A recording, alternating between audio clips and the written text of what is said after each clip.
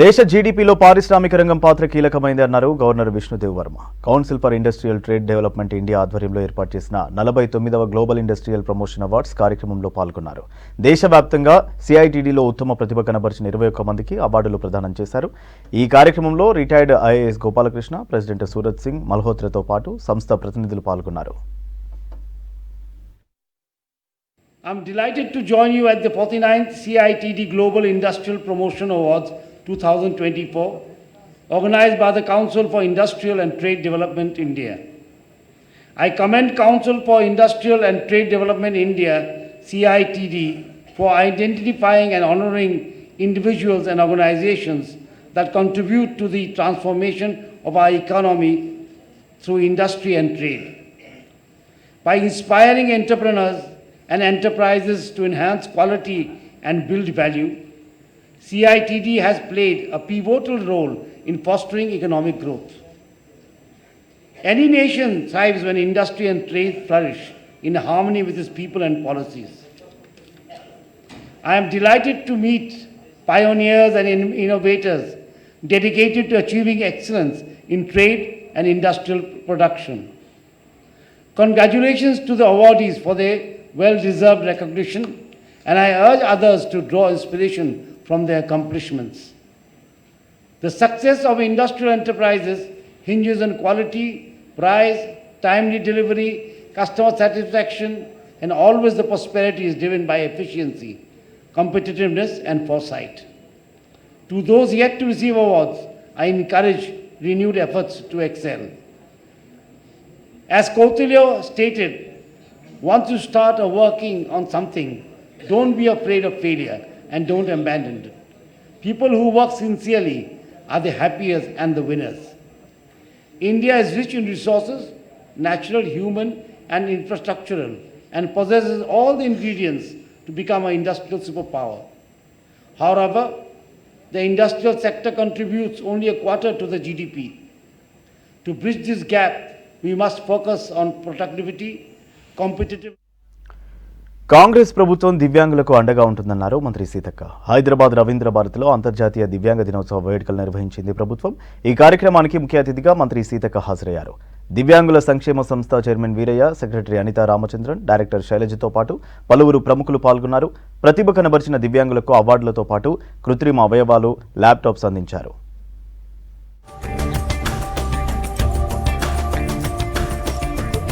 మనలో ఉన్న లోపాలకు కృంగిపోకూడదని ఆత్మవిశ్వాసంతో ముందుకు వెళ్లాలన్నారు మంత్రి సీతక్క. డిసేబిలిటీ హాస్టల్లో ప్రభుత్వం ఇచ్చిన కోచింగ్తో 92 మంది దివ్యాంగులు ప్రభుత్వ ఉద్యోగాలకు సెలెక్ట్ కావడం గొప్ప విషయమన్నారు. వారందరినీ మనస్ఫూర్తిగా తీసుకోవాలని సూచించారు.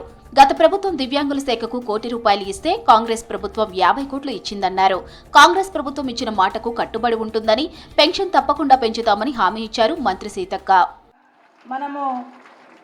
అంటే మనలో ఉన్నటువంటి కొన్ని లోపాలను చూసుకుంటే బాధ అనిపిస్తుంది.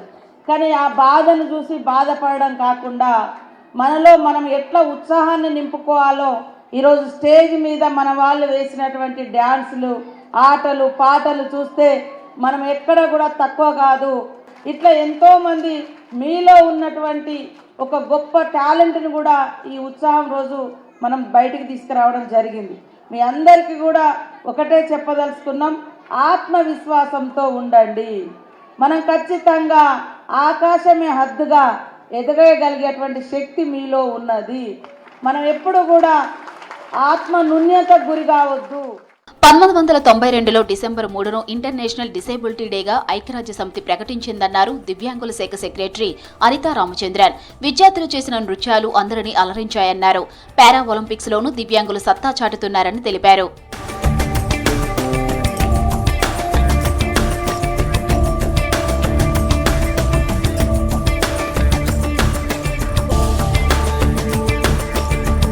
ప్రపంచ వికలాంగుల దినోత్సవం ప్రతి సంవత్సరం పండుగలో జరుపుకోవాలన్నారు దివ్యాంగుల సంక్షేమ సంస్థ చైర్మన్ వీరయ్య. వికలాంగులకు సహకారం అందించడానికి సీఎం రేవంత్ రెడ్డి, మంత్రి సీతక్క కృషి చేస్తున్నారని తెలిపారు. గత ముఖ్యమంత్రి, మంత్రులు కించపరిచే విధంగా ఉంటే కాంగ్రెస్ ప్రభుత్వం సహాయం చేయడంలో ముందున్నదని అన్నారు. త్వరలో వికలాంగుల హక్కుల చట్టం అమలు చేసుకుంటామని, పెన్షన్ పెరుగుతుందని, 40% వైకల్యం ఉన్నవారికి సైతం ఎక్విప్మెంట్ అందిస్తామన్నారు వీరయ్య. ఉపాధి హామీ పథకంలో మనకు అవకాశం 100 రోజులు ఉందన్న అది కాంగ్రెస్ పార్టీ అన్న విషయం తెలుసు. ఇవాళ ఏ చట్టం చేసినా ఏ జీవో చేసినా అది కాంగ్రెస్ పార్టీ మాత్రమే చేసిందన్న విషయం తెలుసు. మొన్న ఎన్నికలు వచ్చినప్పుడు కూడా వికలాంగులందరూ గౌరవంగా బ్రతకాలి, ఆర్థికంగా ఉండాలి, ఇద్దరు వికలాంగులు పెళ్లిళ్ళు చేసుకుంటే 12,000 రావాలి అనే ఆలోచన చేసి మేనిఫెస్టోలో పెట్టించిన వ్యక్తిని కూడా నేనే. 6,000 పెన్షన్ ఖచ్చితంగా వస్తుంది, మనందరం తీసుకుంటాం. గతంలో లేదు, 75% వైకల్యం ఉంటేనే ఇచ్చేవాళ్ళు, 80% పైబడిన వైకల్యం ఉంటేనే మరికొన్ని ఇచ్చేవాళ్ళు. ఈసారి అలా లేకుండా 40% వైకల్యం వ్యక్తులకి బెంచ్ మార్కు వైకల్యానికి వికలాంగుల హక్కుల చట్టం చెప్తుంది. ఆ చట్టం ప్రకారం మనం ప్రతిపాదనలు పంపాం. రవీంద్ర భారతిలో నిర్వహించిన అంతర్జాతీయ దివ్యాంగ దినోత్సవ కార్యక్రమానికి పెద్ద ఎత్తున దివ్యాంగ పాఠశాలల విద్యార్థులు హాజరయ్యారు. ఈ ప్రోగ్రాంలో దివ్యాంగులు చేసిన నృత్యాలు అందరినీ ఆకట్టుకున్నాయి. రాష్ట్రంలో నియంతృత్వ పాలన పోయి ప్రజాపాలనకు బ్రహ్మరథం పడుతూ ఏడాది క్రితం ఇదే రోజున తీర్పునిచ్చారన్నారు కూకట్పల్లి కాంగ్రెస్ పార్టీ ఇన్ఛార్జ్ బండి రమేష్. కాంగ్రెస్ ఏడాది పాలనపై విజయోత్సవాలు నిర్వహించారు. బీఆర్ఎస్ హయాంలో అప్పుల రాష్ట్రంగా చేసి ప్రజల జీవితాలను గాలికి వదిలేశారన్నారు. గత ప్రభుత్వం చేసిన అప్పులకు వడ్డీలు కడుతూనే ప్రజలకు కాంగ్రెస్ సర్కార్ సంక్షేమ పాలన అందిస్తోందన్నారు బండి రమేష్. ఇవాళ కాంగ్రెస్ పార్టీ నాయకత్వంలో బ్రహ్మాండంగా సుస్థిరమైన పాలన సాగుతూ ఉంది. రైతులందరూ కూడా బ్రహ్మాండంగా సంతోషంగా ఉన్నారు. ఇవాళ మరి హైదరాబాద్ మహానగరాన్ని కూడా బ్రహ్మాండంగా ప్రపంచ పటంలో పెట్టే విధంగా ఇవాళ అనేక దేశాలు తిరిగి పెట్టుబడుల రూపంలో దగ్గర 60-70 వేల కోట్ల పెట్టుబడి పారిశ్రామిక విధానంలో తీసుకొచ్చి అనేక మందికి ఉద్యోగ అవకాశాలు కల్పించాలని రేవంత్ రెడ్డి గారు మరి ఫారిన్ అటు వెళ్ళి అందరినీ ఆహ్వానించి రావడం కూడా జరిగింది. ఈ రకంగా బ్రహ్మాండమైన జనరంజకమైన ప్రజారంజకమైన ప్రజాపాలన సాగుతూ ఉంటే ఓరలేని ప్రతిపక్షాలు ఇవాళ యాగి చేస్తామనేది తప్పితే అందులో ఏమాత్రం నిజం లేదు.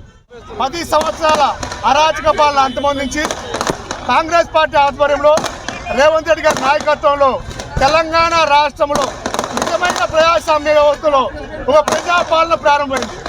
ఈ ప్రజాపాలనకి మొదటి సంవత్సరం ముగింపు సందర్భంగా 2వ సంవత్సరం ప్రవేశపెడుతూ ఈరోజు కూకట్పల్లి నియోజకవర్గ ఇన్ఛార్జ్ బండి గారి నాయకత్వంలో కాంగ్రెస్ పార్టీ శ్రేణులందరూ కూడా కూకట్పల్లి నడిబొట్టు వై జంక్షన్లో పెద్ద ఎత్తున సంబరం. ప్రజా విజయోత్సవ వేడుకల్లో భాగంగా మహేశ్వరం నియోజకవర్గంలోని బడంగ్పేట్ మున్సిపల్ కార్పొరేషన్లో ప్రత్యేక కార్యక్రమాలు నిర్వహించారు. ఈ కార్యక్రమానికి టీపీసీసీ ప్రధాన కార్యదర్శి మేయర్ పారిజాత, కమిషనర్ సరస్వతి, కాంగ్రెస్ యువజన నాయకులు జల్లా రమేష్ గౌడ్తో పాటు హస్తం నాయకులు పాల్గొన్నారు. స్థానిక మున్సిపల్ గ్రౌండ్ నుంచి కార్పొరేషన్ కార్యాలయం వరకు శానిటేషన్, స్వయం సహాయక సంఘాల సభ్యులు ర్యాలీ నిర్వహించారు. తర్వాత ఉత్తమ సిబ్బందికి ప్రశంస పత్రాలు అందజేసి ప్రభుత్వం విడుదల చేసిన 3 కోట్ల రూపాయల చెక్కును స్వయం సహాయక సంఘాల సభ్యులకు అందజేశారు మేయర్. అనంతరం స్వయం సహాయక సంఘాల సభ్యులు ఏర్పాటు చేసిన స్టాల్స్ను సందర్శించి వైద్య శిబిరాన్ని ప్రారంభించారు.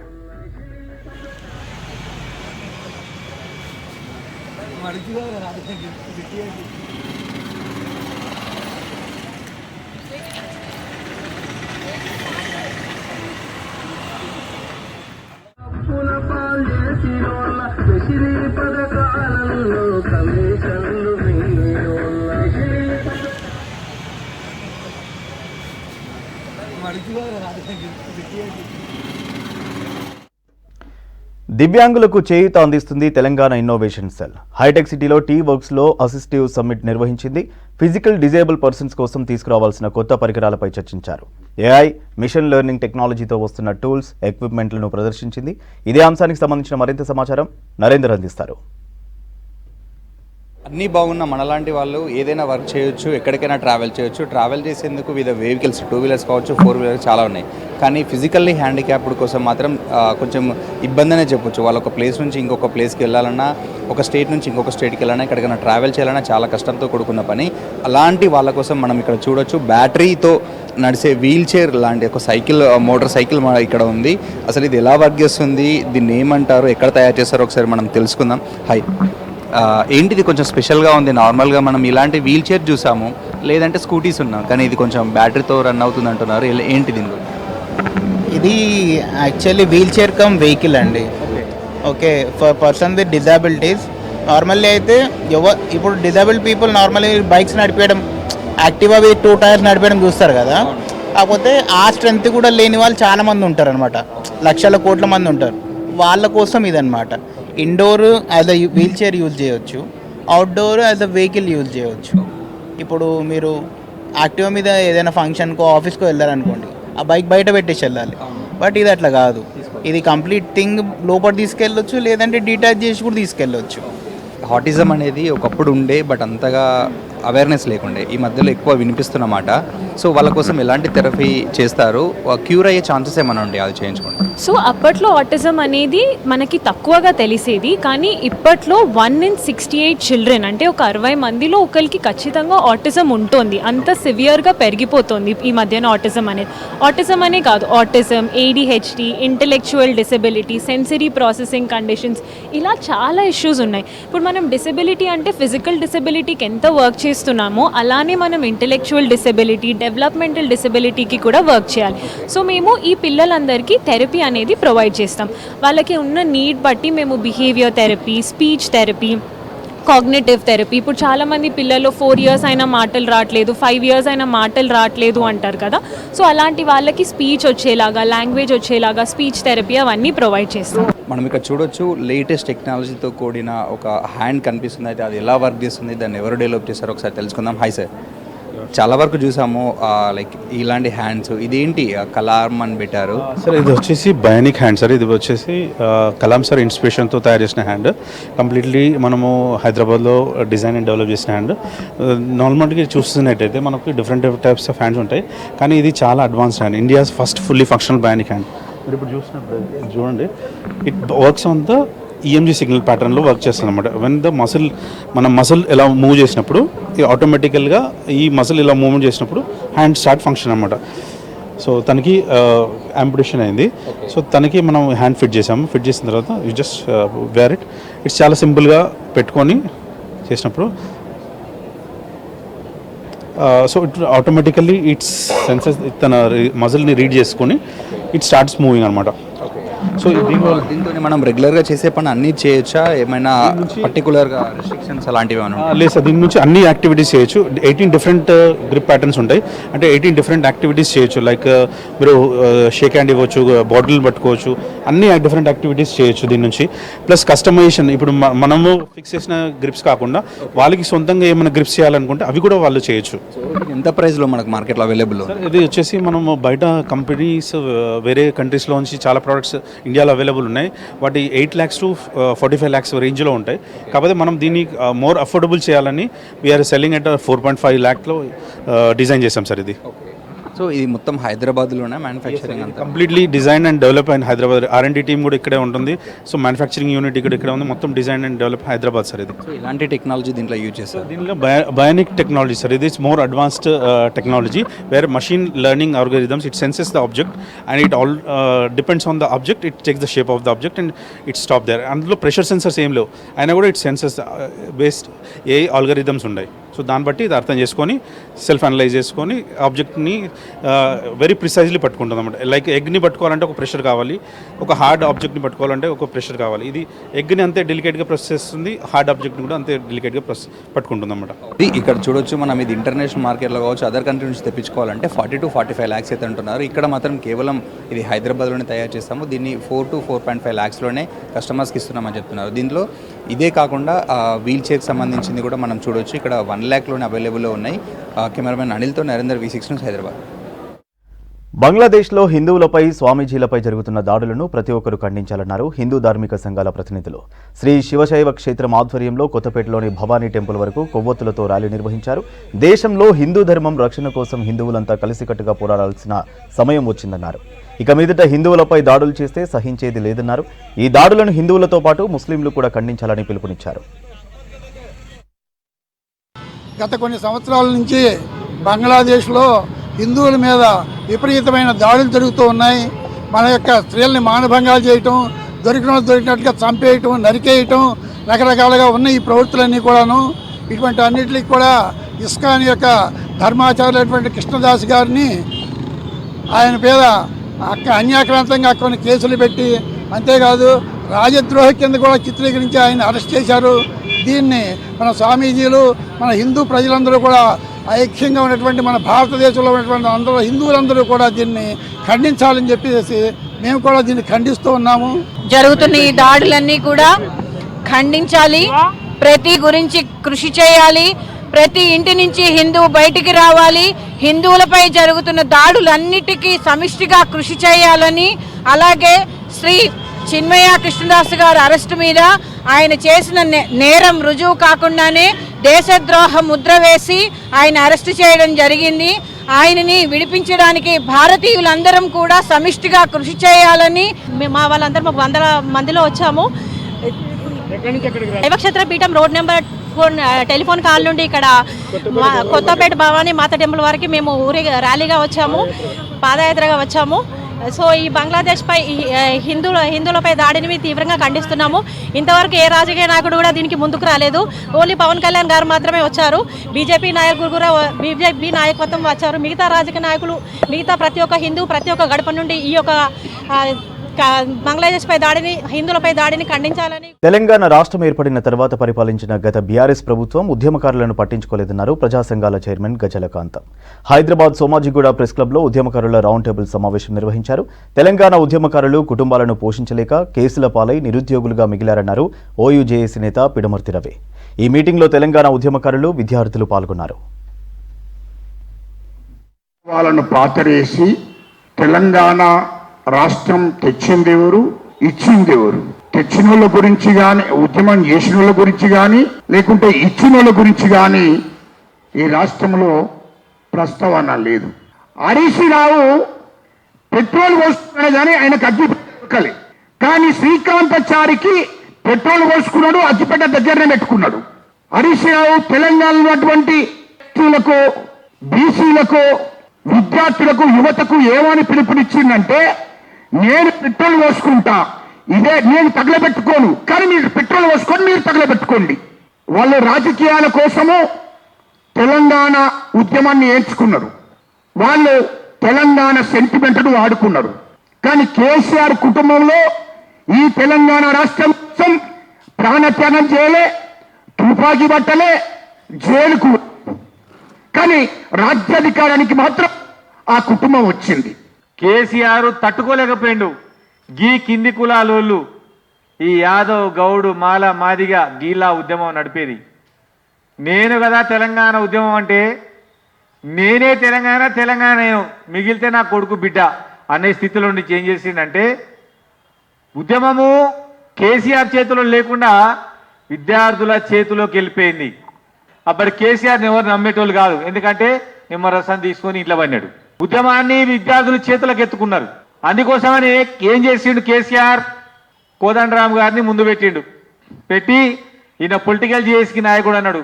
అప్పటికి కోదండరామ్ గారికి సంఘం లేదు, ఏం లేదు, టీఆర్ఎస్ పార్టీతో ఉండేటోడు.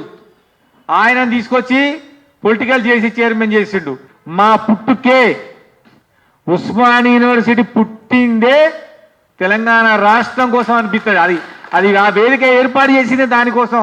ఒకవేళ మొన్న రాకపోయినా అది జీవితాంతం కొట్లాడేది ఉస్మానియా యూనివర్సిటీ ఆర్ట్స్ కాలేజ్. అంత ఉద్యమ చరిత్ర, అంత దానికి పుట్టుకకు అంత కారణం ఉంది మిత్రులారా. గత ప్రభుత్వం ఏదైతే గుర్తించలేదో, మీరు కూడా ప్రజాపాలన, సామాజిక న్యాయం మా కాంగ్రెస్ గవర్నమెంట్లో ఉంటుంది అని చెప్పడం జరిగింది. కాబట్టి రేపు జరగబోయేటటువంటి 9వ తారీఖు నాడు సెక్రటరియట్లో తెలంగాణ తల్లి బొమ్మ ఆవిష్కరించబోతున్నారు. ఆ సందర్భంగా అన్ని కులాలను, సబ్బండ కులాలను ఆ తెలంగాణ బొమ్మ ఆవిష్కరణ సందర్భంగా తెలంగాణ ప్రజాపాలన, ప్రజా విజయోత్సవాల సందర్భంగా హైదరాబాద్ బేగంపేటలోని మెట్రో రైల్ భవన్లో మెగా హెల్త్ క్యాంప్ నిర్వహించారు. కిమ్స్ వైద్య బృందం సహకారంతో ఏర్పాటు చేసిన హెల్త్ క్యాంపును మెట్రో ఎండీ ఎన్వీఎస్ రెడ్డి ప్రారంభించారు. మెట్రో రైల్ సంస్థ అధికారులు, సిబ్బంది ఈ శిబిరంలో పాల్గొని వైద్య పరీక్షలు చేయించుకున్నారు. వారికి దంత, కంటి పరీక్షలు, సాధారణ వైద్య పరీక్షలను నిర్వహించారు కిమ్స్ వైద్యులు. ఈ కార్యక్రమంలో మెట్రో సీనియర్ అధికారులు, సిబ్బంది పాల్గొన్నారు.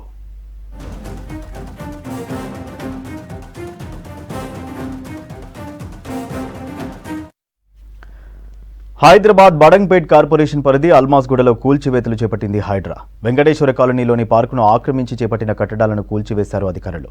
కాలనీవాసుల ఫిర్యాదుతో స్థానికంగా లేఅవుట్లను పరిశీలించి పార్కు స్థలంలో ఏర్పాటు చేసిన కంటైనర్ను తొలగించారు. కంప్లైంట్ ఇచ్చిన వెంటనే స్పందించి చర్యలు తీసుకోవడంతో హైడ్రా కమిషనర్ రంగనాథ్ ఫోటోకు పాలాభిషేకం చేశారు కాలనీవాసులు.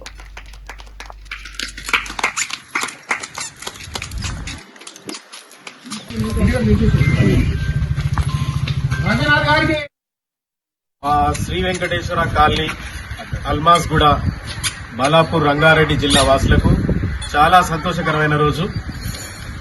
గత 4 సంవత్సరాల నుంచి నిరంతరాయంగా colony members, association members, colony సభ్యులు చాలా సమయాన్ని వెచ్చించి చాలా మంది భయభ్రాంతులకు గురి చేసినా వెనుకాడకుండా మా కాలనీలో ఉన్న పార్కుని కబ్జాదారుల నుంచి కాపాడుకోవడానికి చేసిన ప్రయత్నాలు ఈరోజు హైడ్రా వల్ల మాకు ఆనందాన్ని ఇచ్చినాయి. హైడ్రా వాళ్ళు ఇన్వాల్వ్ అయ్యి ఈ సమస్యని మేము కంప్లైంట్ ఇచ్చిన 2 రోజుల్లోనే మా దగ్గర ఒక 4 సంవత్సరాల సమస్యని పరిష్కారం దొరికింది. సో దీనికి కారణమైన హైడ్రా కమిషనర్ రంగనాథన్ గారికి, సిఐ తిరుమలేష్ గారికి, అలాగే ఇంత మంచి సిస్టమ్ తెచ్చిన తెలంగాణ రాష్ట్ర ముఖ్యమంత్రి రేవంత్ రెడ్డి గారికి. అఖిల భారత లాన్ టెన్నిస్ ఛాంపియన్షిప్ లో స్వర్ణ పథకం గెలుచుకున్న బృందాన్ని అభినందించారు DGP Jitender. Police department, military బలగాల కోసం నవంబర్ 26 నుంచి 30 వరకు బెంగళూరులో పోటీలు జరిగాయి. ఐజీ చంద్రశేఖర్ రెడ్డి నాయకత్వంలోని టీం స్వర్ణ పథకం గెలుచుకోవడంతో వారిని అభినందించారు డీజీపీ జితేందర్.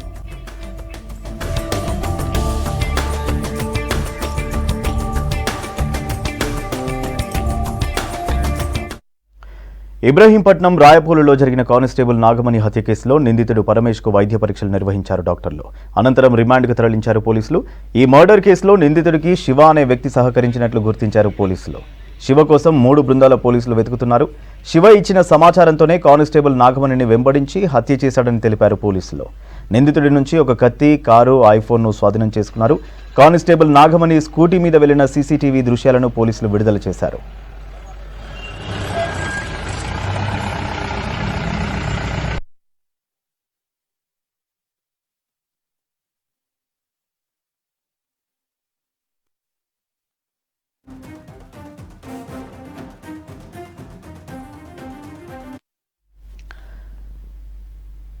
రాష్ట్రంలోని ఆటో డ్రైవర్ల సమస్యల పరిష్కారం కోసం ఈ నెల 7న నిర్వహించే రాష్ట్ర బంద్ యథాతథంగా కొనసాగుతోందని తెలంగాణ రాష్ట్ర ఆటో డ్రైవర్స్ యూనియన్ జేఏసీ తెలిపింది.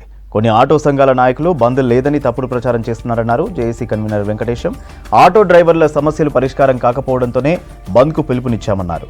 తమ సమస్యలపై మంత్రి పొన్నం ప్రభాకర్ జేఏసీ నేతలతో చర్చలు జరుపుతామని హామీ ఇస్తే బంద్ విరమిస్తామన్నారు. లేదంటే తమ ఆందోళన ఉధృతం చేస్తామన్నారు వెంకటేశం. తెలంగాణ ఆటో డ్రైవర్ల సంఘాల జేఏసీ ఆధ్వర్యంలో మేము ఒక రోజుకు ఆటో డ్రైవర్ల న్యాయమైన సమస్యల పరిష్కారం కోసం డిసెంబర్ 7న తెలంగాణ రాష్ట్ర వ్యాప్తంగా ఒక రోజు బంద్కు పిలుపునివ్వడం జరిగింది. దీర్ఘకాలికంగా గత 10-12 సంవత్సరాల నుంచి అపరిష్కృతంగా ఉన్న సమస్యలన్నీ కూడా పరిష్కారం కోసం, ఆటో డ్రైవర్లు పడుతున్న ఇబ్బందుల కోసం మేము ప్రభుత్వంని పైన ఒత్తిడి తీసుకురావడానికి డిసెంబర్ 7న ఒక రోజును సమ్మె పిలుపునిచ్చడం జరిగింది. 6వ తారీఖు నాడు జరిగే చర్చల సారాంశాన్ని బట్టి మేము ఆ రోజు ఈవినింగ్ సమ్మె 7వ తారీఖు ఉంచాలన్నా విరమించుకోవాలనేది మేము 6వ తారీఖు ఈవినింగ్ చర్చల అనంతరం ప్రకటిస్తాం. మేము ఆశిస్తున్నాం కంపల్సరీ ఏదైతే పొన్నం ప్రభాకర్ గారు చెప్పారో మేము పరిష్కారం చేస్తామని, సంతోషం చేస్తారని కూడా మేము భావిస్తున్నాం. ఆ రకంగా ఆ ప్రభుత్వం కూడా ఆలోచించి వాళ్ళ యంత్రాంగంతో కూడా మాట్లాడుకొని వాళ్ళ ముందు ఆల్రెడీ మేము ఒక కరపత్రం ఇచ్చాం, సమ్మెకు సంబంధించినటువంటి కూడా కరపత్రం ఇచ్చాం, వినతిపత్రం ఇచ్చాం. దాంట్లో అన్ని డిమాండ్లు ఉన్నాయి. ఆ డిమాండ్లని ఆలోచించుకొని 6వ తారీఖు నాడు ప్రభుత్వం వాళ్ళ యంత్రాంగం వచ్చి మా జేఏసీతో చర్చ జరిపి సఫలం చేయాలని ఈ సందర్భంగా. కాంగ్రెస్ పార్టీ 6 గ్యారంటీ పథకాలు ఒక్కొక్కటిగా నెరవేరుస్తూ ప్రజాపాలన కొనసాగిస్తుందన్నారు పీసీసీ ఉపాధ్యక్షుడు వినోద్ రెడ్డి. కాంగ్రెస్ ప్రజాపాలన ఏడాది పూర్తి చేసుకున్న సందర్భంగా హైదరాబాద్ హిమాయత్ నగర్లో సంబరాలు నిర్వహించారు. అంబర్పేట్ సర్కిల్ ఆధ్వర్యంలో ఏర్పాటు చేసిన కార్యక్రమంలో టీపీసీసీ ఉపాధ్యక్షుడు వినోద్ రెడ్డి, హిమాయత్ నగర్ కార్పొరేటర్ మహాలక్ష్మి, రామన్ గౌడ్లు పాల్గొన్నారు. ఏడాది కాలంగా రాష్ట్ర ప్రభుత్వం చేపట్టిన సంక్షేమ పథకాలపై కళాకారులు బుర్రకథ రూపంలో ఆడిపాడారు.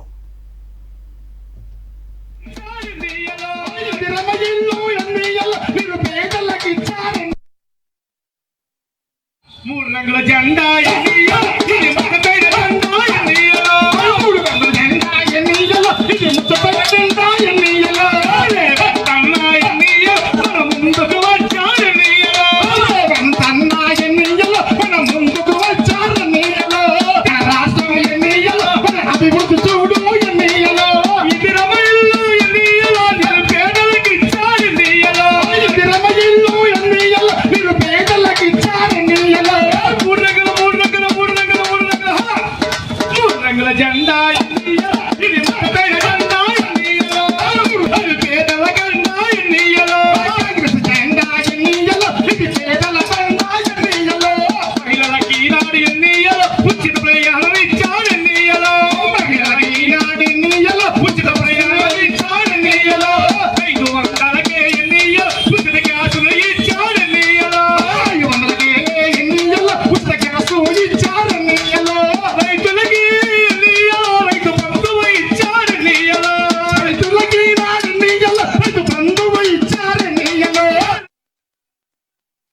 మరి 1 సంవత్సరం పూర్తయిన సందర్భంగా మన గౌరవ ముఖ్యమంత్రి గారు ఇన్ని పథకాలు ప్రవేశపెట్టారు.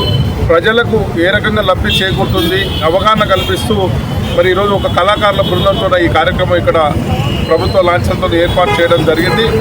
ఏదైతే 1 సంవత్సరంలోనే మరి 10 సంవత్సరాలు ఈరోజు టీఆర్ఎస్ వాళ్ళని ప్రశ్నిస్తున్నాం. 10 సంవత్సరాలు మీరు కొన్ని వందల హామీలు ఇచ్చి నెరవేర్చినారని ఈరోజు అడుగుతున్నాం. దళితులకు 3 ఎకరాల భూమి అన్నారు, దళిత సీఎం అన్నారు, ఇట్లా చెప్పుకుంటూ పోతే వందల అబద్ధాలు చెప్పారు మీరు. ఈరోజు ముఖ్యమంత్రి గారు చెప్పిన 1 ఇయర్లోనే అనేక పథకాలు. ఈరోజు ఏదైనా ఫ్రీ అన్నప్పుడు కొంత ఇబ్బంది అవుతుంది. ఇప్పుడు ఒక సినిమా వచ్చింది అనుకోండి, ఫ్రీగా అంటే కొన్ని వేల మంది పోతారు. అట్లాగే కొంత ఇబ్బంది అయితే దాన్ని వీడియోల కింద చూపిస్తూ సోషల్ మీడియాలో చెడు ప్రచారం చేస్తూ ఈ ప్రభుత్వాన్ని అప్రతిష్ట పాలు చేస్తున్నటువంటి టీఆర్ఎస్ వాళ్ళను కబాడ్దారని చెప్పి ఈ సందర్భంగా హెచ్చరిస్తున్నాం.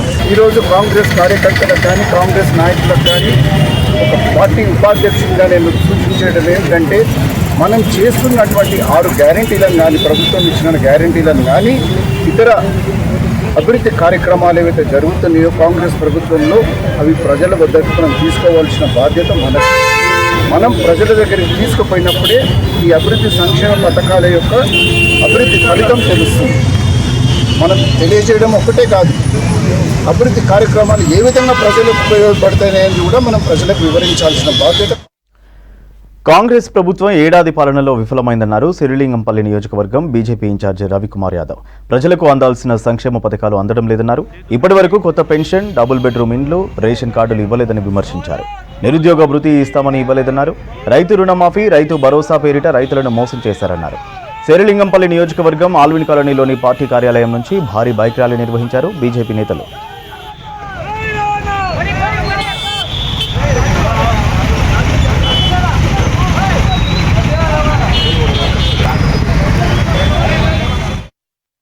కిషన్ రెడ్డి గారి ఆధ్వర్యంలో ఈరోజు రాష్ట్రమంతా కూడా నిరసన కార్యక్రమాలు, బైక్ ర్యాలీలు జరపడం జరుగుతుంది. మరి ముఖ్యంగా మన కాన్స్టిట్యూన్సీకి వచ్చే వరకు మీ అందరికి తెలుసు, మరి భారతీయ జనతా పార్టీ మేమందరం కూడా 3-4 సంవత్సరాలు ప్రతి డోర్ టు డోర్ పోయి టీఆర్ఎస్ పార్టీ ఇచ్చినటువంటి హామీలు, వాళ్ళ వైఫల్యాలు అన్నీ కూడా డోర్ టు డోర్ పోయి చెప్పడం జరిగింది. కాకపోతే మరి రాష్ట్రమంతా కూడా మరి కాంగ్రెస్ ప్రభుత్వం రావడం జరిగింది. మరి వీళ్ళు 6 గ్యారంటీలు అని చెప్పి 66 అబద్ధాలతో ఈరోజు ఏ పని కూడా సంవత్సరం అయ్యింది, ఈరోజు వరకు కూడా ఏ హామీ రాలేదని చెప్పి నేను తెలియజేస్తున్నా. మరీ ముఖ్యంగా మహిళలకు 2500 రూపాయలు ఇస్తామన్నారు, గ్యాస్ సిలిండర్లు ఇస్తామన్నారు, నిరుద్యోగ భృతి ఇస్తామన్నారు, మరి తులం బంగారం ఇస్తామన్నారు, విద్యార్థులకు మరి బైక్ ఇస్తామని చెప్పిర్రు.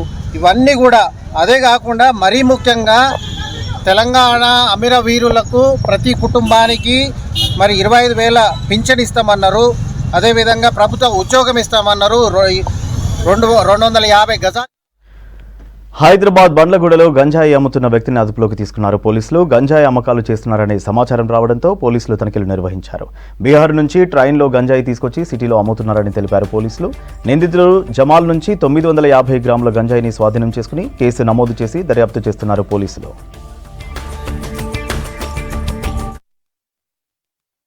పలక్నామా రైల్వే ట్రాక్ పక్కన అల్జుబెల్ కాలనీ ఏరియాలో వెళ్ళి నేను మరియు మా టీంతో పాటుగా వెళ్ళి సెర్చ్ చేయగా ఒక వ్యక్తి అనుమానాస్పదాలు తిరుగుతుండు. వెంటనే మేము చెక్ చేయగా అతని వద్ద గంజాయి ఉన్నట్టుగా మాకు తెలిసింది. తదుపరి పంచాయతీని పిలిపించి వారి సమక్షంలో సెర్చ్ చేసి సుమారుగా 950 గ్రాములు గంజాయి ఉన్నట్టుగా తెలిసింది. వెంటనే అతన్ని అప్రయాణం చేసుకొని పోలీసులకు తీసుకొచ్చి కేసు నమోదు చేసి తదుపరి విచారణ చేస్తున్నాం. అతను ఇప్పుడు మాకు చెప్పింది ఏంటంటే రీసెంట్గా వచ్చినట్టుగా బీహార్ నుంచి ఇక్కడికి పనికి వచ్చినట్టుగా